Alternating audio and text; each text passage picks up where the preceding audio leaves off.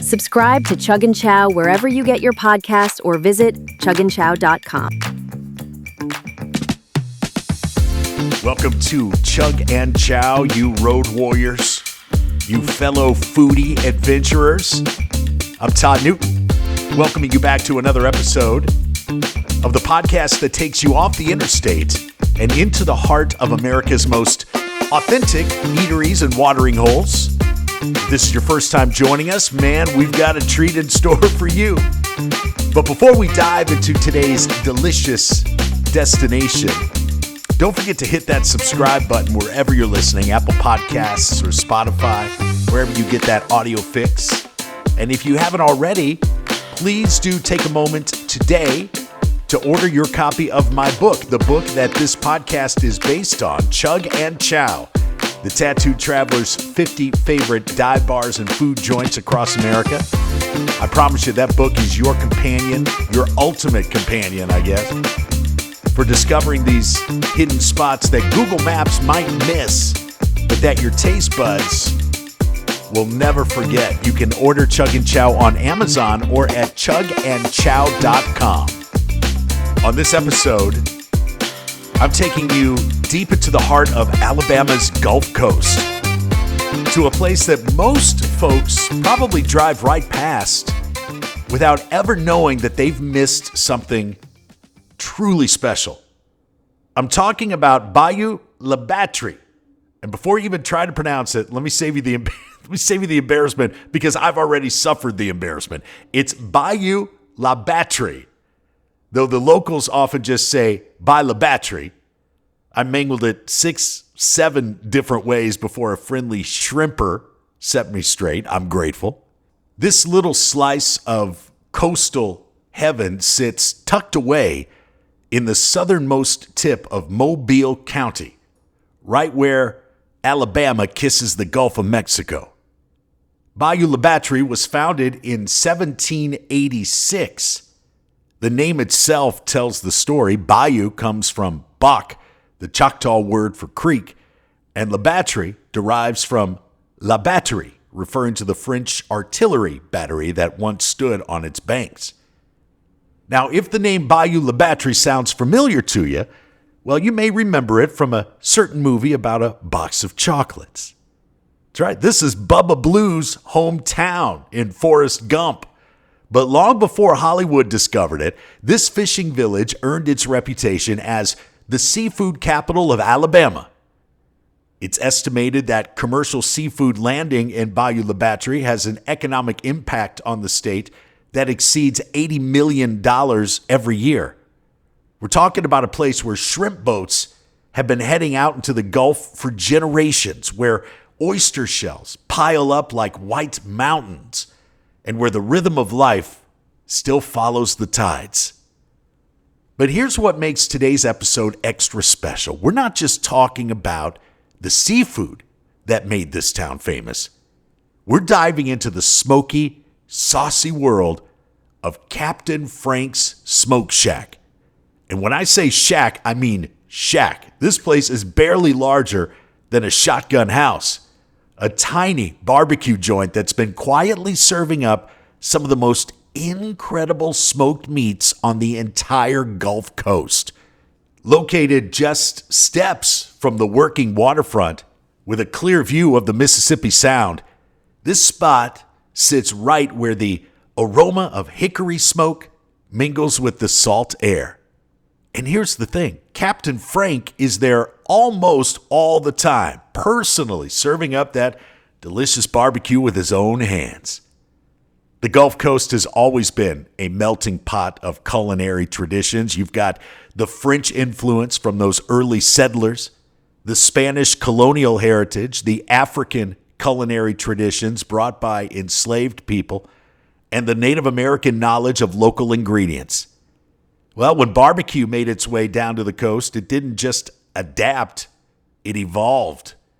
Here, surrounded by the bounty of the sea, pitmasters learned to balance the rich smokiness of slow-cooked meats with the fresh, briny flavors of the Gulf. It's a cuisine that understands sometimes the best meal is a plate of perfect ribs followed by a bowl of gumbo made with shrimp caught that very morning. And speaking of perfect ribs, that brings us to Captain Frank himself, Frank Morse. Very happy to have him join us here in just a moment to talk about his incredible journey from the waters of the Gulf to the smoky confines of his beloved shack. Captain Frank greets every visitor personally, and he's been creating award-winning food that keeps customers coming back. His story is one of passion, tradition, and the kind of authentic American character that makes Chug Chow what it is. The thing about places like Captain Frank's Smoke Shack is that they represent something that's becoming rarer and rarer in our fast food chain restaurant world. This is food with soul, cooked by someone who cares. I was looking at Captain Frank's Facebook page before I turned the microphone on here, and visitors consistently rave about everything from the, quote, best ribs ever to the generous portions and the warm hospitality that can really only come from a place where the owner is present, cooking, and caring. So whether you're planning your next cross-country adventure or just dreaming of hitting the road, I'm going to take you now inside this little smokehouse where the brisket is tender, the ribs fall off the bone, and Captain Frank is ready with a smile and a story. It's the kind of place that reminds us why we travel. You know, not just to get somewhere, but to discover something authentic in the heart of America. So now I guess would be a good time to tuck that napkin into the collar of your shirt, and let's say hello to Captain Frank Morse. Captain Frank, welcome to Chug Chow, my friend, and let's go back and talk a little history of your smoke shack there. Where did it all begin? It started with Hurricane Katrina. I was captain working in the commercial fishing business, and Katrina kind of put me out of that business, and I had always made the statement that I could run a barbecue restaurant. And the little building here in the bayou was flooded, and it was like my chance to give it a shot. And we've kind of never looked back. We've kept on being here. November will be a 20th anniversary. Well, happy anniversary, sir. Happy anniversary. Coming out of the carnage that was Hurricane Katrina, I guess we could call the success of your restaurant the silver lining to that cloud. For those of us, and we'll go back in time a little bit here, for those of us that only saw the devastation of Katrina on television, tell us what it was like to be there right in the eye of the storm. It was pretty bad. I worked for a commercial place in Mississippi, and they had a big factory, and the boats was all pushed up on the beach and the docks, and it was. I'm gonna frankly tell you, it's terrifying. When the storm was, I live 6 blocks from where my shop is, and we had knee-deep of water in my house. To see the water coming up through the backyard that morning, it was a scary feeling knowing there wasn't anything I could do. Man, I could only imagine. Captain Frank, I want to talk about the building itself before we get into the meat.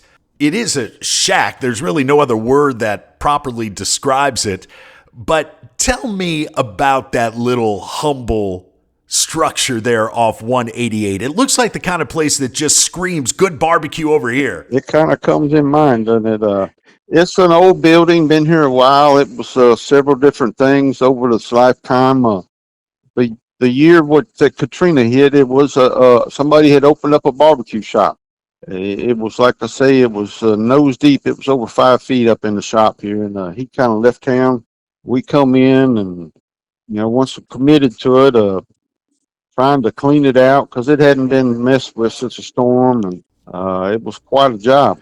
Well, what caught my eye about your smoke shack, Captain Frank, is the fact that you can see it all happening there. There's not a lot of room behind the counter, not a lot of room on the other side of the counter either. You've got a couple of tables, a couple of picnic tables there on the porch.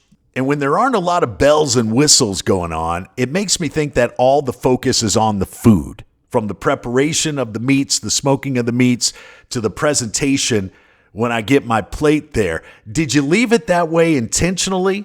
Was sticking to the basics of good barbecue your business plan all along? You kind of intentionally, that's just the way it is. There's no other room here, you know. It's a small. I call it the shack. That's why I call it the smoke shack, because it's just a little small place. The owner of the building died about 7 or 8 years ago, and the property went through probate, and by the time it was out, there were 27 names on the deed for the property, and I'd been trying to buy it for years, but they always refused. So now it's to get a consensus vote on 27 people. That's hard to do. Frank, everything on your menu is outstanding. There is one menu item that really jumped out at me, the Bayou pig sandwich. I know that's a favorite there. I don't know how you'd go to a barbecue shack in the Gulf Coast and not get a sandwich called the Bayou pig.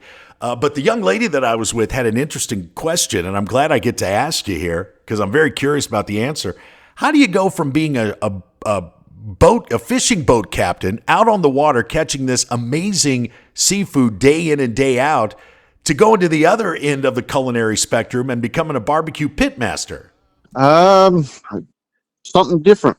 You know, there's seafood around here, and I can do it good, but you know, I just wanted to kind of set myself out there as something different. You know, and smoked meats. I've been practicing on my family for years. You know, cooking briskets and ribs and all different kinds of stuff. At Mardi Gras, we go all out over. There's a little island right offshore of us called Dolphin Island. They have the first Mardi Gras parade of the season, and we always go over there. And I just bring a grill full of stuff and give it away to the people. It's probably done wonders for building a wonderful reputation there.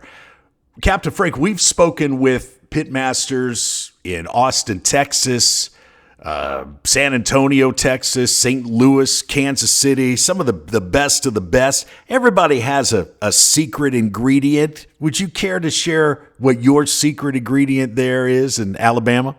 Special ingredient. Love and attention is a big high up on that list.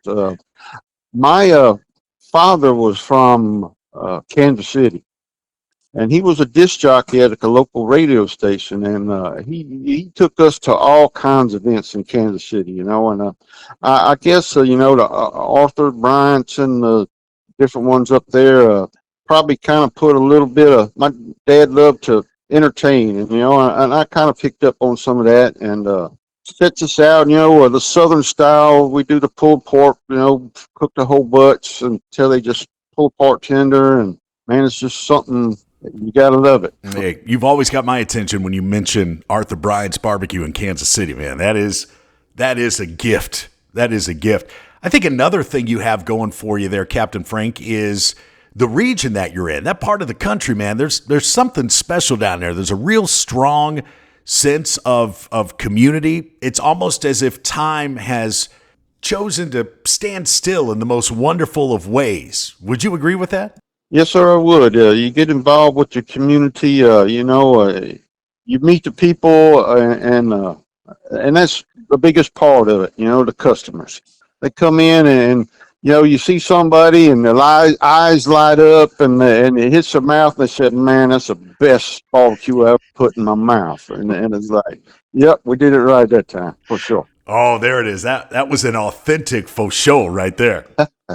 And just perusing the menu here, in addition to the Bayou pig sandwich, which is always my go-to, you've got the pulled pork, the chicken quarters, the half chickens, ribs, brisket. You've got your plates. They range from about $10.99 up to about $16 or so.